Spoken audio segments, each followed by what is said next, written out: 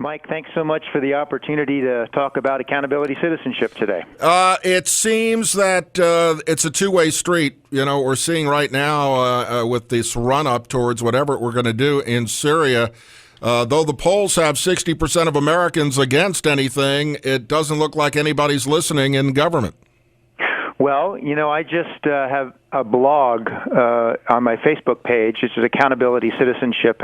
It has its own Facebook page, and I encourage all your listeners to go up there. But I posted the message that I sent to my representative and to my two senators, where I also told them that I wanted them to vote no on any proposal for the use of direct force in Virginia, in Syria. So I recommend that all of your listeners there in Virginia reach out to Senator Kaine and Senator Warner, and also to Representative Goodlatte, and let them know how you feel, regardless of how you feel. I mean, the important thing is you got to reach out and you got to let them know what you think, and then whether or not they vote for or against the proposal. You know, that's something that you got to keep on your scorecard, which is a tool that I provide in the book, Accountability Citizenship. You get a scorecard, your representative, on these kinds of issues, and then remember that next November when you get the chance to either vote for or against them going back to Washington. Stephen Tryon is our guest. If you have a question, 433-9782, 540-433-WSVA. We're getting ready for a congressional election.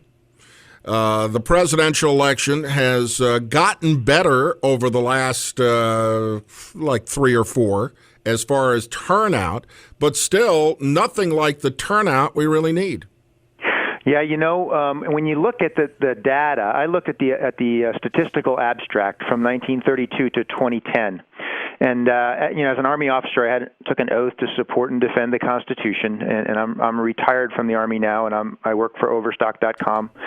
But I still care a whole lot about this great country of ours. And as I see the trend since 1972, the trend, according to the statistical abstract, has been a decreasing number of Americans have voted overall. And the thing that really alarmed me is that that decline was accelerating in congressional-only elections. And what that told me, Mike, was that we were losing sight of the fact that this Constitution of ours, this wonderful blueprint for our country, really is based around our interaction with our congressional representatives, with our senators and our representative in the House of Representatives. Article 1 of the Constitution is about Congress. 51% of the words in the Constitution are about Congress.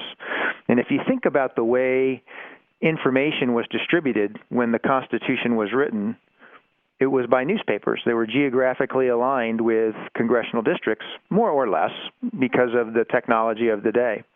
And one of my hypotheses, and one of the things I argue in the book, is that we in the information age, we've radically changed the way we distribute and market information, but we haven't changed the skill set for citizenship. And that's what I'm trying to present in the book, is sort of a basic toolkit for information age citizenship. Our guest, Stephen Tryon, the name of his book, Accountability Citizenship, 433-WSVA. Let's go to the phones. Hi, you are on the air with Stephen Tryon. Good afternoon, Stephen. How are you, sir? I'm doing really well. How are you? I'm fine, thank you. I've tried to call Warner and Kaine. They are not answering. Goodlatte is the only one you can get in touch with. And at $1 million a copy for every one of those shots across the bow, I don't think we can afford to get into this tar baby, as my mother used to say. You get your hands in it, you're never going to get them out. So you're in for a penny, you're in for a pound. That's a really astute comment. You're exactly right. You know, the technology that we're talking about using is very expensive technology, and that's a factor in the decision making. And you know, I hate to be cynical about things with our government or our country, but you know, we need to raise our voice if whether you're for or against that direct action in Syria need to understand that there is a lot of money on the table in terms of defense contracts and whatnot, and so citizens need to raise their voice about what they believe in their heart and their head is the right thing for our country to do, so that the decision is made based on what we believe, not based on other considerations. You remember a long time ago the Gulf of Tonkin resolution? I do indeed. Was that a joke or was that a joke? I'm from the generation where we went to Vietnam and Korea, and sooner or later somebody, well, maybe it wasn't exactly the way they said it was going to be. Yeah, right. Well, the point is, and you've raised some good points. You know, I was a young man. I was a young boy, actually, living with my father overseas. My father was a soldier as well, and we listened shortly after that resolution, as my oldest brother's ship was the first American ship hit by shore batteries off the coast of North Vietnam. So it was a very personal thing for me as I listened to that and realized, again, I was a young boy, and then I realized that was my brother's ship that they just said on the radio got hit, and there were casualties, and it took us the rest of the night to figure out that he was safe. So, these are real meaningful decisions for Americans who have sons, daughters, brothers, sisters, husbands, wives that could potentially be at risk. And so everyone should engage with their members of Congress and let them know what you feel, regardless of how you feel, whether you agree with me or not. One last question. Do you really believe that Assad won't shoot back? I don't think that it's. I think that it's likely that he would try to do something to respond. But the thing about somebody like Assad, he's a bully, and he's basically going to hang on to power as long as he can. If I could, I'm certainly not against punishing Assad. I'm not against taking action to prevent these kinds of horrible crimes against humanity that he committed or that his regime has committed. I guess what I'm against is I don't think that the tools that we're talking about using are appropriate or are going to really be effective in this particular situation. And that's why I've, again, using that toolkit that I provide in Accountability Citizenship, this is just a textbook application of why I wrote Accountability Citizenship, because I want every American to read and to understand and to have the tools so that at moments like this, we can make our republic work the way it's supposed to. Caller, appreciate your call, 433-9782.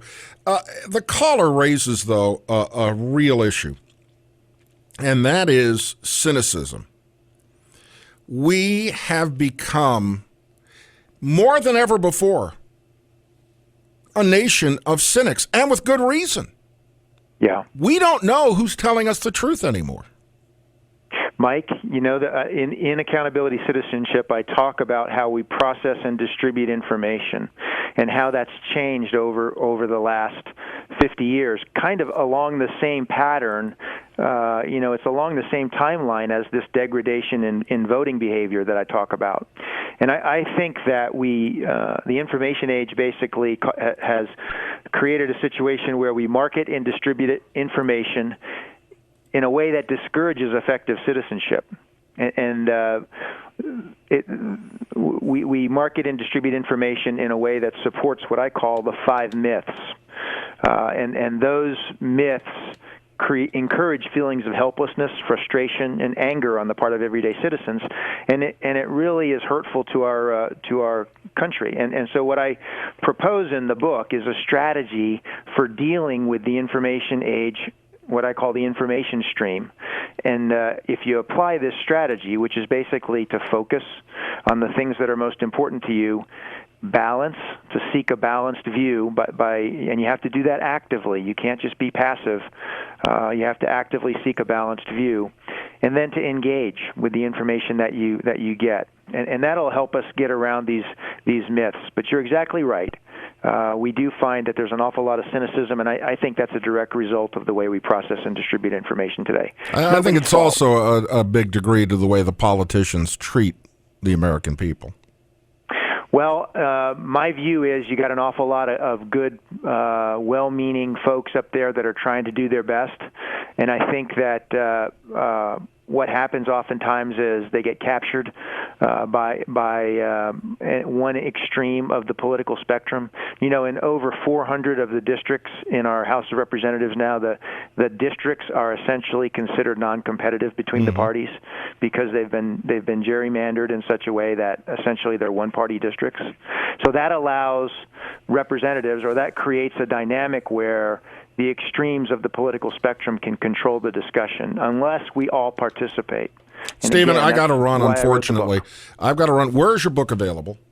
It's at overstock.com, and it's online also pretty much any other place you would normally go online, but I'm advocating for Overstock because that's where I work. And do you have a website? I do, accountabilitycitizenship.org, and I hope to put a poll up there sometime this week about this whole serious stuff. Stephen, come back and join us again. It's a fascinating subject. We've just scratched a little bit of it. Mike, thanks for the opportunity. That's Stephen Tryon, and the name of his book, and it is worth the read. It is Accountability Citizenship, something we need more of. This is Late Afternoons on WSVA.